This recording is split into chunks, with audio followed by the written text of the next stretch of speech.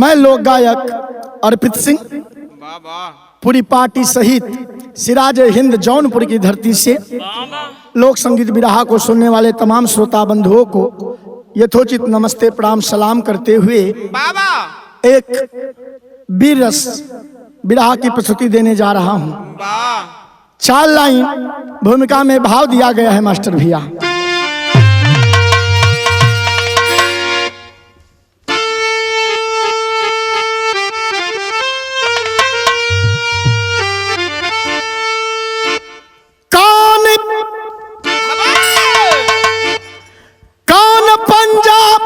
मिलाए बबर शेर से रक्त रंजित हुई जिसकी जंगी जवानी, रोक सकता नहीं सूर सागर तूफान, जंग साली जवानों के तेगे का पानी, असली फौलाद के सच्चे औलाद थे, भोरिक देवायत चनरायत भोजपुरिया खाटी,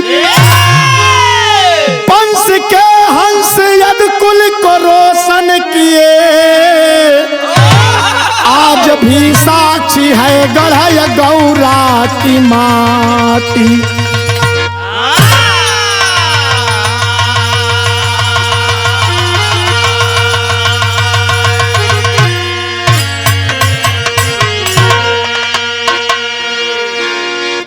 वंश के हंस यद कुल को रोशन किए, आज भी साक्षी है गढ़ गौरा की माटी। कहानी उस समय से ली गई है भैया। तीनों भैया भोरिक देवाई तो चंद्रायित अखाड़े पे रियाज कर रहे हैं। अखाड़े पे रियाज करते करते काफी लेट हो गया। छोटा भाई देवायत कल भैया ई बाजल जरूरी होला का? बोरी कलम बाजल जरूरी होला, ई हमरे यादव कुल का शान है।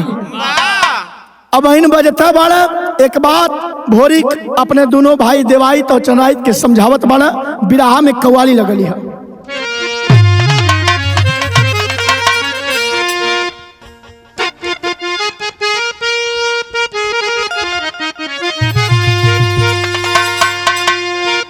इधर आ पहलू मैं तुम्हें को बिठा लूं,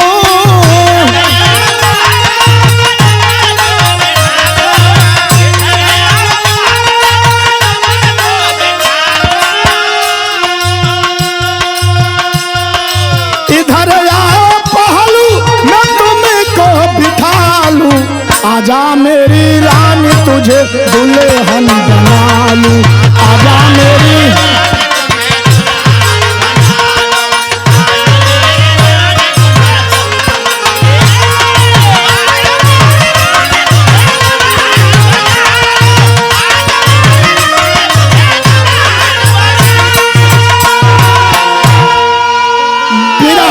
जी लिखते हैं। भोरी दोनों भैयन के समझावत आड़ा का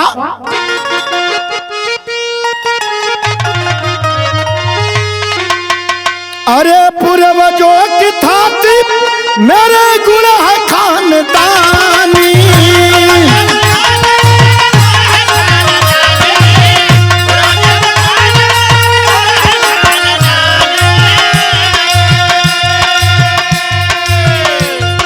पूर्वजों की तात मेरे गुण है खानदानी, माल गदा जोड़ी और बने थी पहलवानी, माल गदा जिया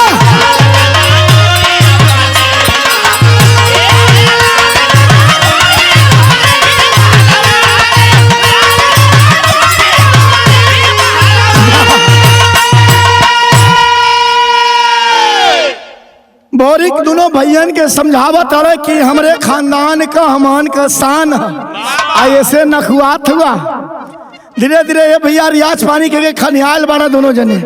तीनों भाई भोरिक देवाई तो चंद्रायित और घरे घर बाड़ा माई मंजरी दूध चूरे के जोहत बा कि बचवा यही है दूध पी हम। घरे पहुँचल बाड़ा दूध पीले बाड़ा, माई देवाई से कलश बचवा उदास काहे हुआ। देवाई कहे माई उदास यही बदे हिला कि देखिला गांव भरे में सब कर मम्मा नन्ना आवल हमहन के मम्मा नन्ना ना हुआ का। माई कलश की मम्मा नन्ना जब इतनी बात मंजरी सुन ले बे भैया तो भयल का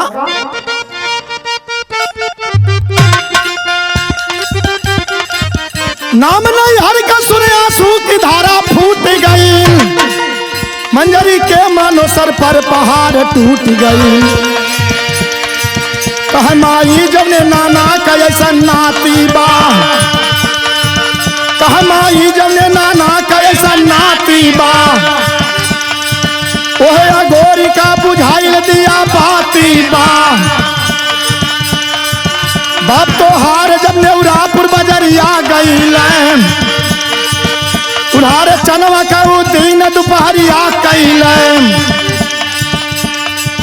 बासोहवल में जहाँ दादा का ससुररिया हो। बासोहवल में जहाँ दादा का ससुररिया हो। बासोहवल में जहाँ दादा का ससुररिया हो। धोइल मांग राण भैला को गुजरिया हो।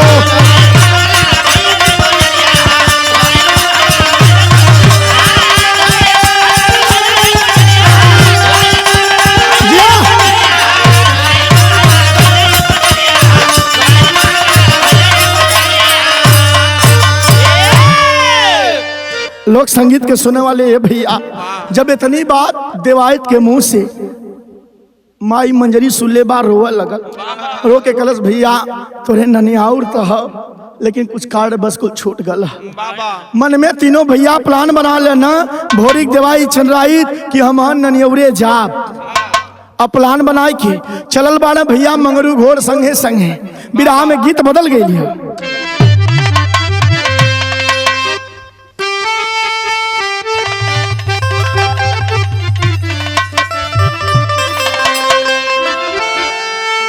अरे बरहे बरसवा पे अरे गइला मोर बलमुआ सुतला पी के ताड़ी रे खारी हनवा सु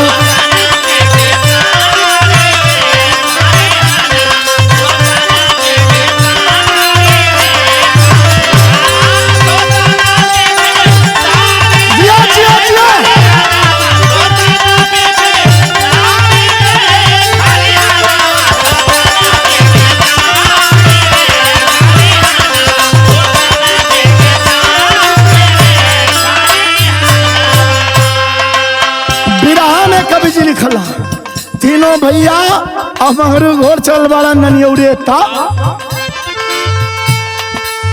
भोर के बोल करिया के उड़ल मंगला घोड़ा हवा से लेला बाजी रे नौजवाना हवा से लेला।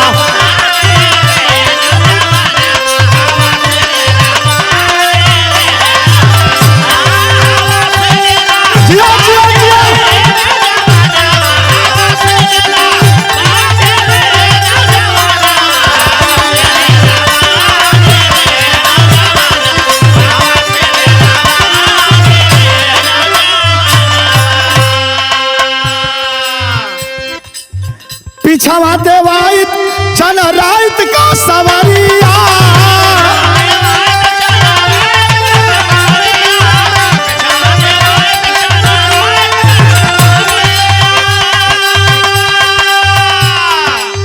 सोहवल में पहुंच गई वीर बाला करिया।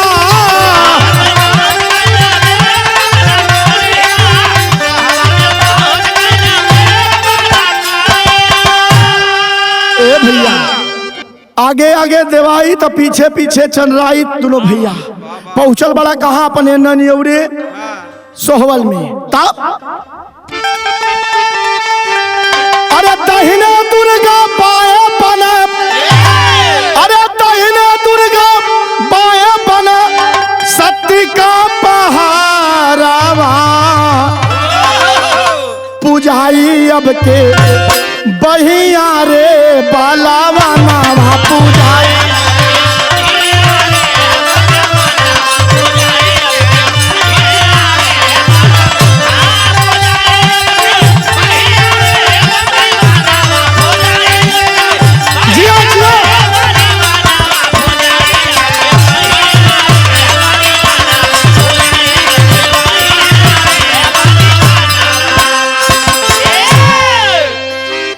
भैया पहुँचल बाड़ा सोहल में। जब वहाँ पहुँचला आ झंगुरी मम्मा जब देखले बाड़ा कि तीनों बहने कहाँ से आ गए, मम्मा खुश से एकदम भावुक होके रोवा लगल, कह लगल भैया कहाँ से आ गया, भुला गला लोगन।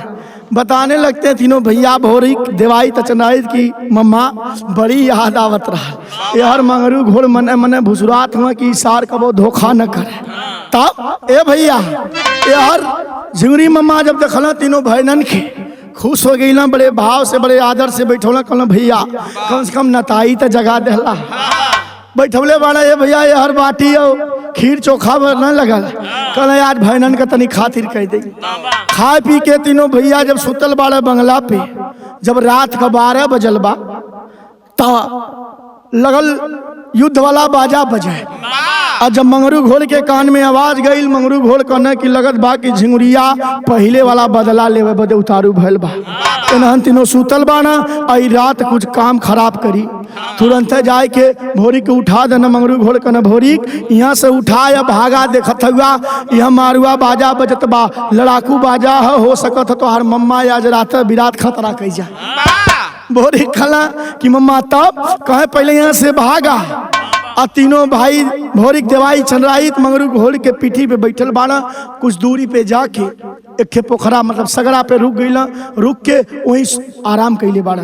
जब सवेर भयल भोरी कहे सवेरे अगर मम्मा आई तो के मारब जरूर, धोखा कैले बा।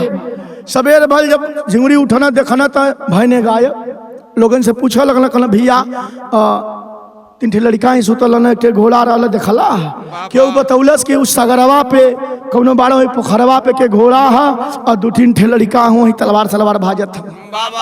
मंगरू घोड़ भोरिक से कहला कि देखा भोरिक हम ऐसा लगत बे कि तोहार मम्मा आवत था। ये हर से झिंगुरी बेचारू ताव में कितना खातिर करे, ओकरे बाद नहीं यहाँ तोशक तकिया पे नींद ना आई है, जाके पोखरा में सुतत था। ताव में पहुँचल बाड़ा भोरिक देखला जब झिंगुरी मम्मा के डांट के कहले बाड़ा, कहले का हुआ,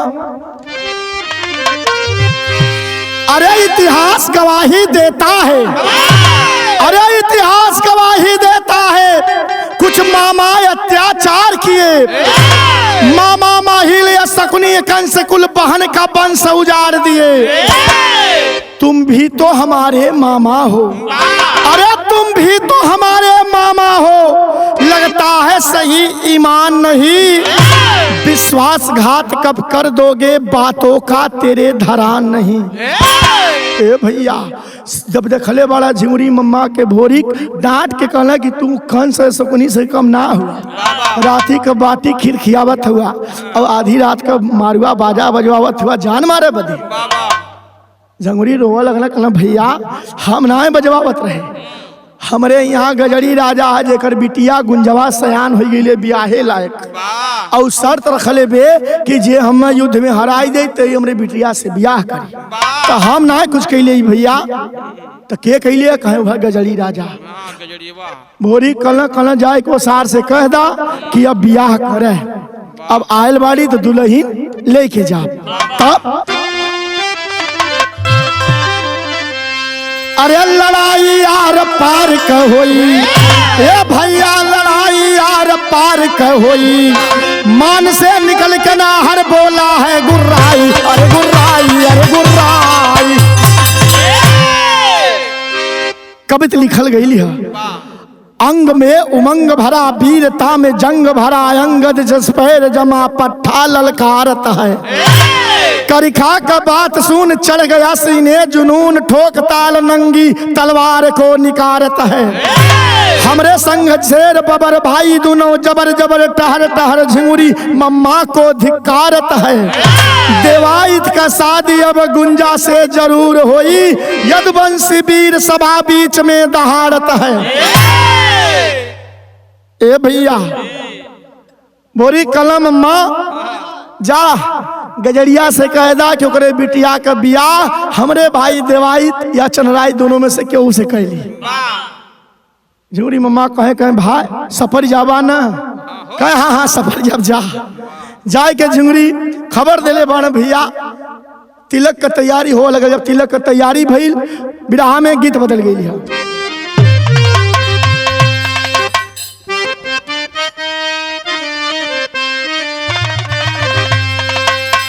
अरे हम गवनवा नहीं जाब, हम गवनवा नहीं जाब, नई नई प्रीता लगल यही रनवा, नई नई प्रीता लगल यही रनवा, हम गवनवा नहीं जाब।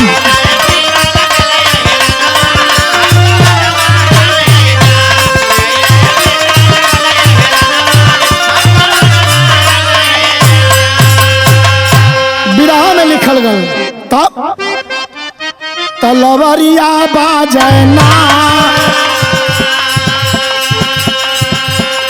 तलवरिया बाजना, बधल सर पर खूनी पगड़िया, बधल सर पर खूनी पगड़िया, तलवरिया बाजना।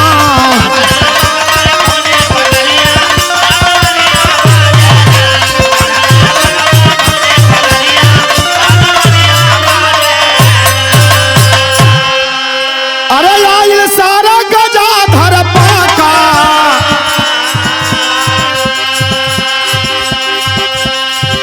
आइल सारा गजाधर पाका, जंगी लड़ाई लड़ैया ना, जंगी लड़ाई लड़ैया ना, भोरी कटला ओकर महुरिया, भोरी कटला ओकर महुरिया, तलवरिया बाजल ना।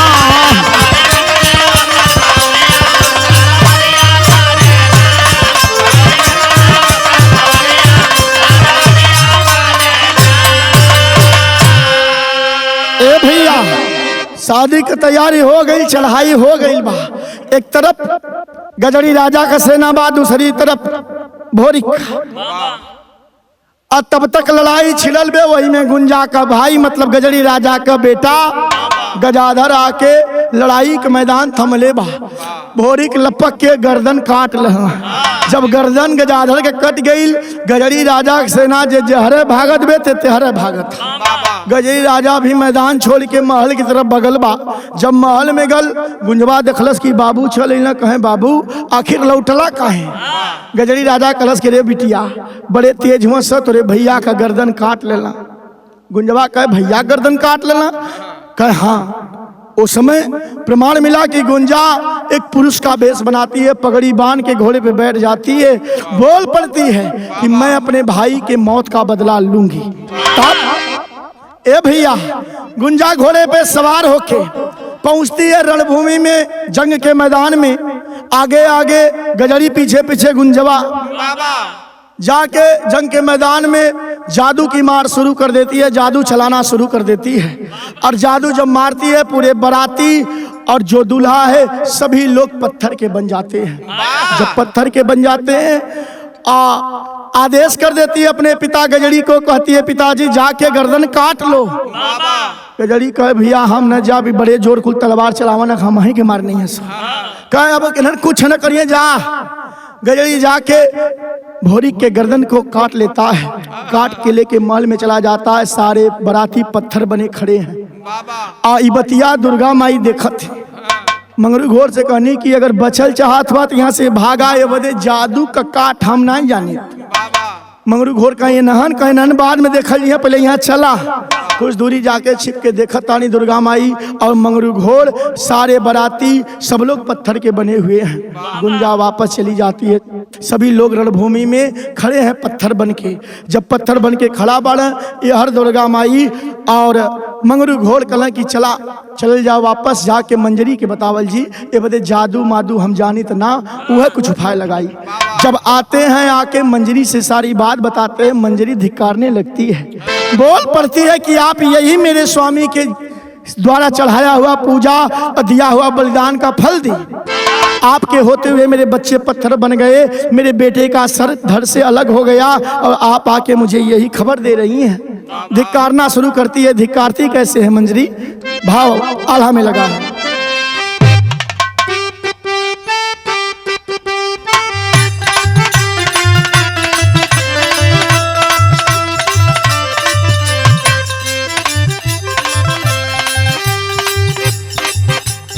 पूज्यमान तू कुल का हमरे पियलू सदा खून का धार, बड़ पजितवलू भुजा पे रहलू तू तैयार बड़ बड़ लोहावा पजितवलू पड़ला जमने दिन गाढ़े में रण बीचे सुंदर सरतार आपन गर्दन काट के दिहल आपन गर्दन काट के दिहल खून पियलू तू बारंबार नमक हलाली आज तू कैलू नमक हलाली आज तू कैलू तोहरे दियले बाधिकार मंगरू घोड़ के लाज नयावत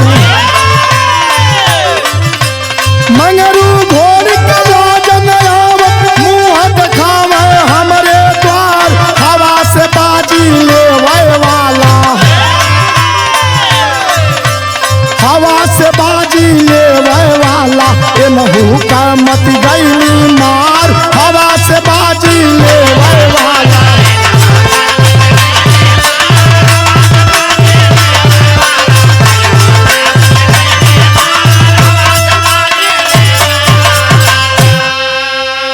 लोक संगीत के सुनने वाले भैया माई दुर्गा हम मंगरू घोर पहुंचल बारा जब मंजरी से सारी बात बताने लगे कि ऐसे ऐसे रणभूमि में हो गया मंजरी धिकाने लगती है कि मेरे सैया मतलब लोरिक आपको जांग चीर के खून की बलि देते थे माँ आपका अभिषेक करते थे आज उसी पूजा का फल दिया आपके रहते हुए मेरे बच्चे पत्थर बन गए अब मंगरू घोर के कहनी का हो यही वजह दिन रात तो सेवा कैले रही हमहन कि तोरे रहता है आ तू कौने मुँहे आए के बतावत मंगरू घोर रोवा लगना कहना भौजी ऐसन बात कबो लोरिक भैया भी ना बोले रहना जैसे ना तू बोल दे तो ला हम जात हिला तब लौटब जब तीनों बचवा जिंदा हो जाई हैं तब मुँह दिखाई नहीं कतो हमहू जान देते मंगरू घोर उड़ान भरने चल गिला दुर्गा माई कहली देख के चिरकिचिर मत कर कौनो बढ़िया जादू जानत हो तो चल वहाँ हमार जोर न चली वहाँ जदुए का जोर चली तब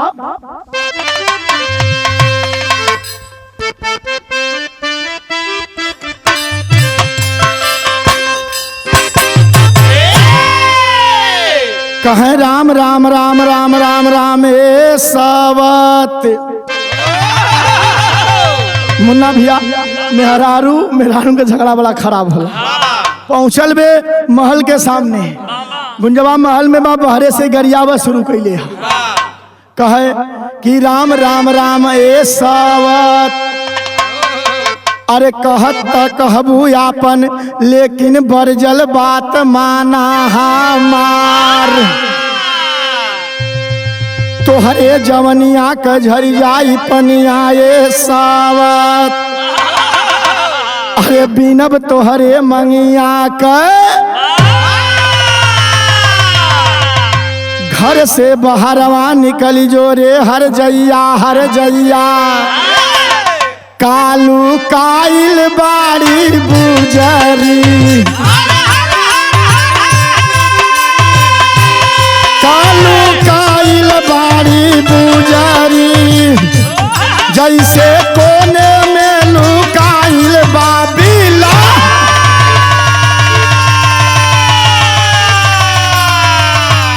पहुंचल बा वही महल के सामने गरियावत है कहते निकल बाहर बुजरी नहीं अब मेहरारून में हमको गाड़ी सुन ला तसावत का बउरैलू ना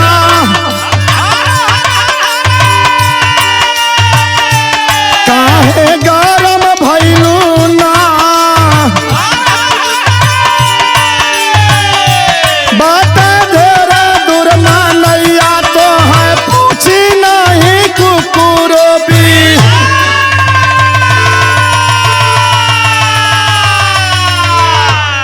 ए भैया महल के बाहरे से गरिया रहली कुल कह निकल बाहरी गुंजवा खिड़की पर ही देखा था यश के पतिया कहते जवन चाल है बुजरा तोहार न तो हम मनई का कुकुर न पूछिया तब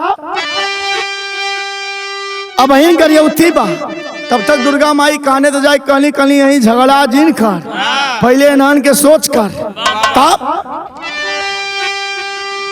बड़ा जादू का तब मजारी चलाय दिहली हो, जब या डरावा पौली दूरू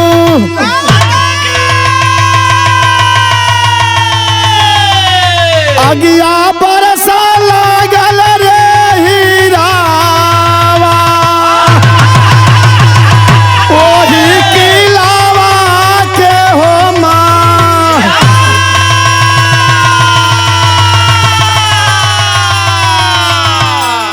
ए भैया यार केवल पतिया और हर मंजरी जब जादू का मार शुरू कैले हैं,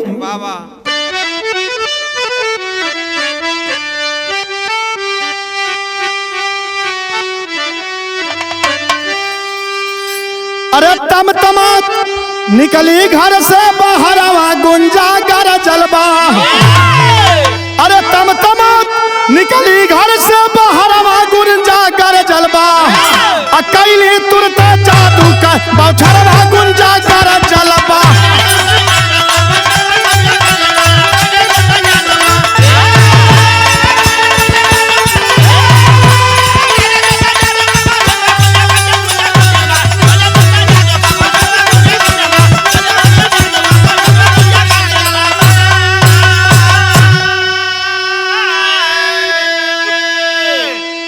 आंधी के संग पानी बरसे केवल पति जादू कटनी हो, काट के जादू करवार गुंजा देवाल में सटनी हो, मरली जादू जमुनी भाई दियरवा गुंजा कर जलवा, आनर भैली चलो न कौनो चरवा गुंजा कर जलवा। ए भैया जादू का मार होवे लगल, ओहर से गुंजवा जादू चलौलस, पानी आनी संगे आई गल। यहर से मंजरी जादू काट के जब यहर से जादू फरोर के मल्ले बा, गुंजवा दीवाल में सट गई, जाय के चनवा धैले झोटा कहे चला उन्हन के सोच करा, धैले झोटा लेके आइल बे रणभूमि में, जादू कटले बा, फिर से भोरी देवाई चंद्राई अपने असली भेष में आयल बड़ा आल्हा में लग गल।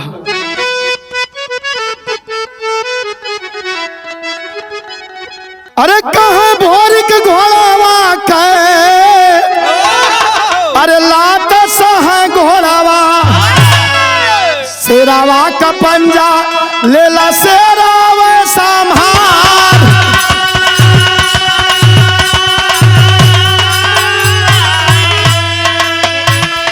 खाता खाता तेगावा बजे हो रनावान,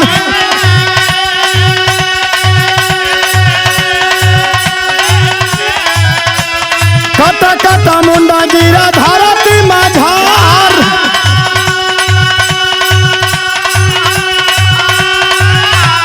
गजारी राजनवा का हार बही मतिया,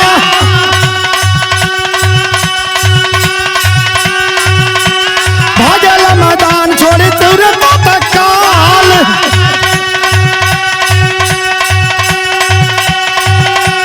कैला पीछा भोरी कुर्ता दे के दहाड़ावा,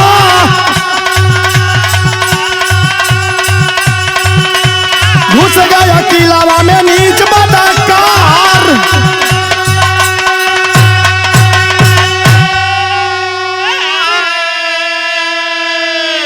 लोक संगीत को सुनने वाले भैया, युद्ध में फतह हासिल करके केस को पकड़े हुए मंजरी आगे बढ़ती है, और भोरिक देवाई तचनराई जब पत्थर से आदमी भैल बाड़ा, तलवार बजे लगल बा, गजरी राजा का सेना तहस नहस होवा लगल। जब देखले बे गजरी राजा छोड़ के मैदान महल की तरफ भागल बा, आगे आगे भागे शुरू कैले बा, जब भोरिक का नजर पड़ल बा कि गजरी वह भागत बा, घोड़ा से पीछा कैले बाड़ा, महल में जात जात दरवाजा बंद हो गल, दरवाजा बंद हो गल बा, लात घींच के मल्ले बाड़ा, दरवाजा टूट गल, जाके पकड़ के केस, और जब गजरी राजा का गर्दन भोरी कटार से मरले बाड़ा, धर अलग सर अलग हो गल, गुंजा रोने लगती है। मंजरी समझौलस की देखा जवन संकल्प ले रहलू कि तब भी आकर जब हमारे भाई बाबू के कोई हरा दी, तब हार गए चुमार के दुल्हन बना चला हमारे घरे, भाव खड़ी में लग गल।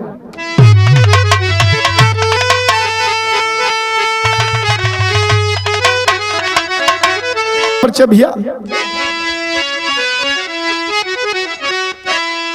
गुरुपत्तु गुरु राम अवध सोहित ग्वाल रणबंका। दीपक सिंह कवि अमरदेव का बजल विजय का डंका। अरे लड़ाई आर पार के होई अर्पित कवि नरेश के का कोई अजमाई। लड़ाई आर